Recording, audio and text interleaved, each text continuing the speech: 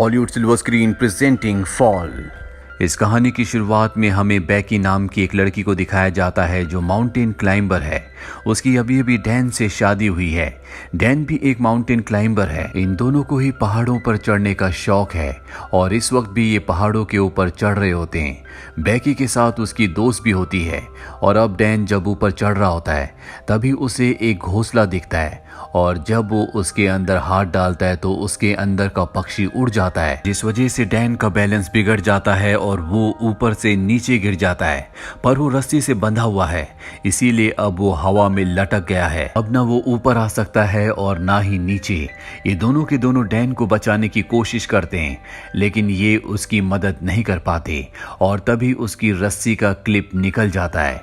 Dan की ऊपर से गिरने से मृत्यु हो जाती है। इस हादसे के 51 हफ्तों के बाद हमें बैकी को दिखाया जाता है जो अब पूरी तरह से शराब में डूब चुकी है क्योंकि वो अपने पति डैन से, जिससे वो बहुत प्यार करती थी, उसे अब भी याद करती है। उसने अब तक उसकी अस्थियों को विसर्जित नहीं किया। उसकी अस्थियां अब भी उसके पास हैं। बैकी की जिंदगी में अब उदासी के अलावा कुछ भी नहीं है और बैकी के पास एक बार फिर से उसकी वही दोस्त आती है जो उस वक्त उसके साथ थी जब डैन ऊपर से नीचे गिरा था। उसकी दोस्त का नाम हंटर होता है। हंटर बैकी को देखकर बहुत खुश होती है। जब उसे पता चलता है कि बैकी ने अपनी जान लेने की भी कोशिश की तो वो बैकी से कहती है कि हमें दोबारा से क्लाइंबिंग करना चाहिए और इसके बाद वो अपने मोबाइल पर उसे एक टावर दिखाती है जो कि टीवी टावर है। ये टावर एक ऐसे भीड़ में होता है जहाँ पर इंसान बहुत कम जाते हैं और इस टावर की ऊंचाई होती है 2000 फीट। हालांकि बैकी इस जगह नहीं जाना चाहती और जब उसकी दोस्त हंटर कहती है कि उस टावर के ऊपर चढ़ने के बाद तुम डैन की राख को वहां से उड़ा देना, इससे उसकी आत्मा को शांति मिलेगी, तो बैकी मान जाती है और अभी दोनों के दोनों उस भीड़ में पहुंच जाते हैं। यहाँ पर ये वीडियोस बना रहे होते हैं, फोटोज खींच रहे होते हैं और हंटर उन वीडियोस को और फोटोज को अपने इंस्टाग्राम पर अपलोड कर रही होती है। अभी देखते हैं कि टावर इनके सामने है जो आसमान की गहराइयों के अंदर जा रहा है क्योंकि इसकी ऊंचाई बहुत ज्यादा है। आज से पहले इन्होंने कभी भी इतनी ऊंचाई तक चढ़ने की कोशिश नहीं की।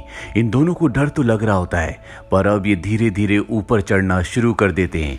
बैकी का डर ज्यादा होता है क्योंकि उसे पता है कि ये लोहा जिससे टावर बना है वो बहुत पुराना है। उसकी आवाज उसे लगातार आ रही होती है और धीरे धीरे वो भी हंटर के पीछे ऊपर चढ़ रही होती है और जब ये आधे टावर तक पहुंच जाते हैं तो इन्हें एहसास होता है कि यहाँ पर हवाएं बहुत तेज है। ये हाइट इतनी होती है जितनी आईफिल टावर की है, यानी लगभग पूरे 1000 फीट। अभी लगातार ऊपर चढ़ना शुरू कर देते हैं और जब बैकी नीचे देखती है तो उसे डर लगना शुरू हो जाता है क्योंकि उसने पिछले 1 साल से क्लाइंबिंग नहीं की। लगातार ऊपर चढ़ते हुए अब ये टॉप तक पहुंचने वाले होते हैं तभी बैकी सीढ़ी पर पैर रखती है और वहां से एक स्क्रू गिर जाता है जिसके बारे में इन्हें पता नहीं चलता। अभी दोनों के दोनों 2000 फीट यानी कि टावर के ऊपर तक पहुंच चुके हैं जहां से इन्हें दुनिया बहुत अलग दिख रही होती है। इतनी हाइट पर चढ़ने के बाद, एक टारगेट को अचीव करने के बाद अब बैकी को भी अच्छा लग रहा होता है।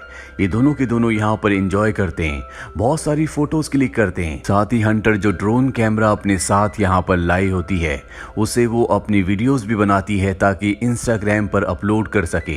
ये दोनों के दोनों बहुत खुश हैं। हंटर इतनी एक्साइटेड होती है कि वो टावर से लटक जाती है और बैकी को उसकी फोटोज क्लिक करने को कहती है। इसके बाद वो बैकी को भी ऐसा करने को कहती है। बैकी भी उसके कहने पर ऐसा करती है और अब ये दोनों के दोनों बहुत खुश हैं।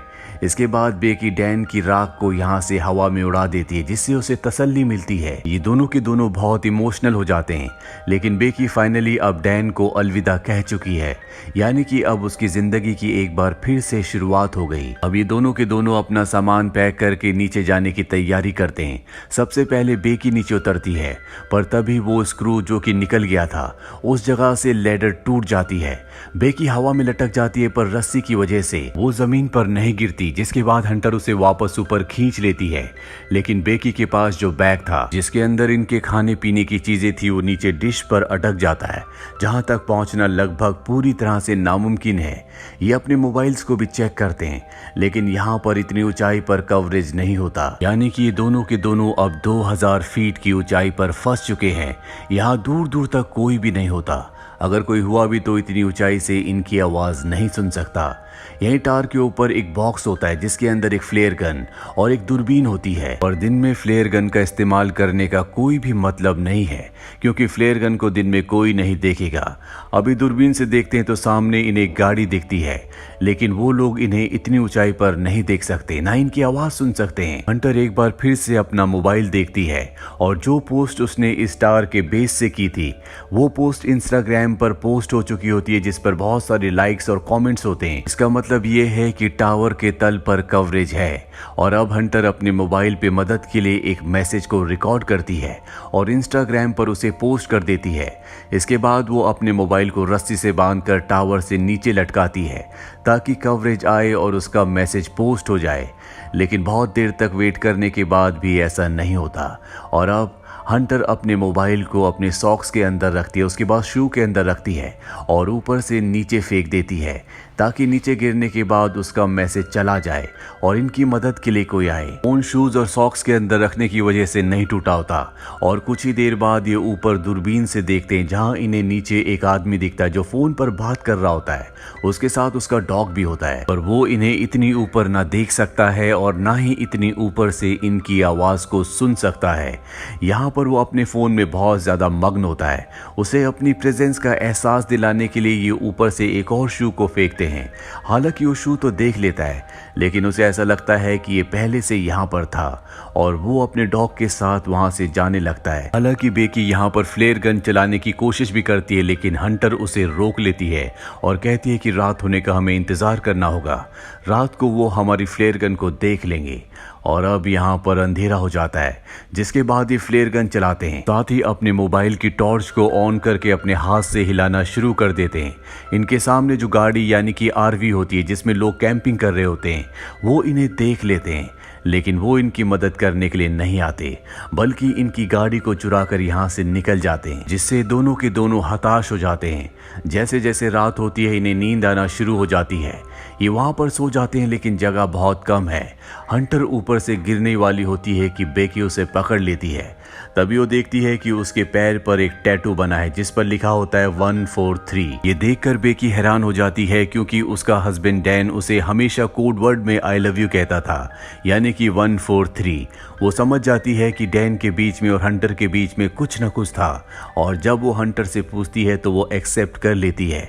वो बेकी से माफी भी मांगती है, लेकिन बेकी अब पूरी तरह से नम हो चुकी है। बेकी की नजर अब भी उस बैग पर होती है जो बैग नीचे एंटीना में यानी कि डिश पर अटका हुआ है। उसके अंदर इनका ड्रोन और खाने पीने की चीजें हैं। किसी भी कीमत पर इन्हें उस बैग को ऊपर लाना होगा, पर वहां पर सीढ़ियां नहीं होती, इसीलिए उस बैग तक पहुंचना इतना आसान नहीं है। पर हंटर, जो कि बहुत ही साहसी होती है, वो रस्सी की मदद से नीचे जाना शुरू करती है, पर इससे पहले कि वो डिश तक पहुंचती रस्सी खत्म हो जाती है। हंटर जंप लगाकर डिश तक पहुंच जाती है।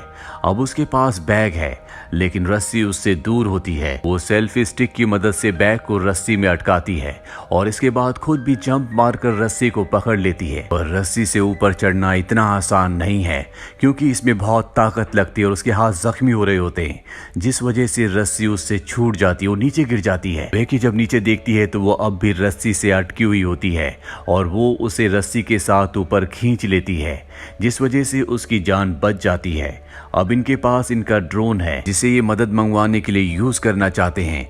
ये एक पेपर पर लिखते हैं कि हमें मदद की जरूरत है, हम टावर के ऊपर अटक चुके हैं, और उस पेपर को ये ड्रोन के साथ फिक्स कर देते हैं और अब ये ड्रोन को उड़ाते हैं। पर तभी इन्हें पता चलता है कि इनके ड्रोन की बैटरी बहुत ज्यादा डाउन है, वो सामने दूर दिख रहे घर तक नहीं पहुंच सकता, इसीलिए इन्हें ड्रोन को वापस बुलाना पड़ता है। और अब एक बार फिर से रात हो जाती है।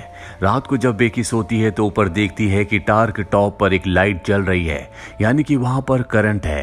वो बड़ी मुश्किल से ऊपर चढ़ती है और ड्रोन के चार्जर से उसे चार्ज करना शुरू करती है।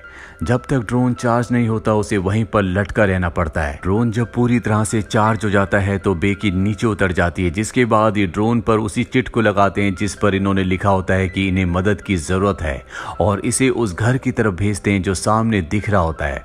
पर इससे पहले कि वो घर तक तक पहुंचता वो एक गाड़ी से टकरा जाता है, जिससे इनकी आखिरी उम्मीद भी टूट जाती है और अब इन्हें कोई उम्मीद नहीं है कि कोई इनकी मदद के लिए यहाँ पर आएगा। बेकी की हालत बहुत ज्यादा खराब हो चुकी है। वो हंटर से कहती कि तुम मुझे अपना शू दो।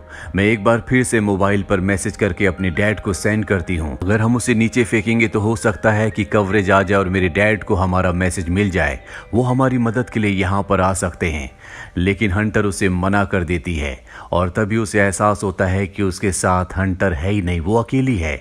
दरअसल जब हंटर नीचे बैग लेने के लिए गई थी तो सच में ऊपर आते हुए उससे रस्सी छूट गई थी, जिससे उसकी मृत्यु हो गई थी और अब भी उसकी बॉडी डिश के ऊपर होती है। दरअसल बेकी सिर्फ यहाँ पर हेल्यूसिनेट कर रही होती है, पर अब उसे सच्चाई का पता चल चुका है कि वो इस स्टार के ऊपर अकेली है और उसकी जीने की उम्मीदें पूरी तरह से खत्म हो चुकी है। वो मरने से पहले अपने पिता के लिए आखिरी मैसेज रिकॉर्ड करती है, लेकिन वो यहाँ से डिलीवर नहीं हो सकता क्योंकि यहाँ पर कवरेज नहीं है। वो वहीं पर सो जाती है और सुबह जब उसकी नींद खुलती है तो वो देखती है कि वहां पर एक वल्चर उसके घाव को खा रहा है। वो उसे पकड़कर मार देती है। इसका मतलब ये है कि अब उसके पास भोजन भी है, जिसे खाने के बाद उसके अंदर ताकत आती है और वो तय करती है कि अब वो नीचे डिश तक रस्सी के सहारे जाएगी, जहाँ पर उसकी दोस्त हंटर की बॉडी है। बड़ी मुश्किल से वो रस्सी से नीचे उतरती है और हंटर की बॉडी तक यानी कि डिश तक पहुंच जाती है, जिसके बाद वो हंटर के शू के अंदर अपने मोबाइल को रखती है और उसे हंटर की बॉडी के साथ फिक्स कर देती है। वो हंटर को सॉरी कहती है और इसके बाद वो हंटर की बॉडी को शू के साथ नीचे फेंक देती है ताकि सेल फोन डिस्ट्रॉय ना हो। दरअसल पिछली बार जब इन्होंने शू के साथ सेल फोन को नीचे फेंका था तो वो डिस्ट्रॉय हो गया था, जिस वजह से इनका मैसेज कभी डिलीवर हुआ ही नहीं। और अब जबकि उसने बॉडी के साथ शू के अंदर मोबाइल को डालकर नीचे फेंका है तो वो पूरी तरह से सुरक्षित रहेगा। दरअसल टार के ऊपर कवरेज ना आने का ये भी कारण होता है कि यहाँ पर इसके अपने इतने सिग्नल होते हैं कि वो दूसरे सभी प्रकार के सिग्नल्स को ब्लॉक कर रहा होता है। एक बार फिर से रात हो जाती है और बेकी के फादर यहाँ पर आ जाते हैं। वो देखते हैं कि टार के आसपास भीड़ है और वहां पर बेकी की डेड बॉडी है जिसे पुलिस ले जा रही है। ये देखकर वो पूरी तरह से टूट जाते हैं क्योंकि वो अपनी बेटी से बहुत प्यार करते हैं। पर तभी वो देखते हैं कि पीछे बेकी खड़ी है जो पूरी तरह से ठीक है। उसके साथ डॉक्टर्स भी होते हैं। वो बेकी को अपने गले से लगा लेते हैं और इस तरह से बेकी की जान बच जाती है। तो ये थी पूरी कहानी फिल्म फॉल की। ये फिल्म ईयर 2022 में रिलीज हुई थी।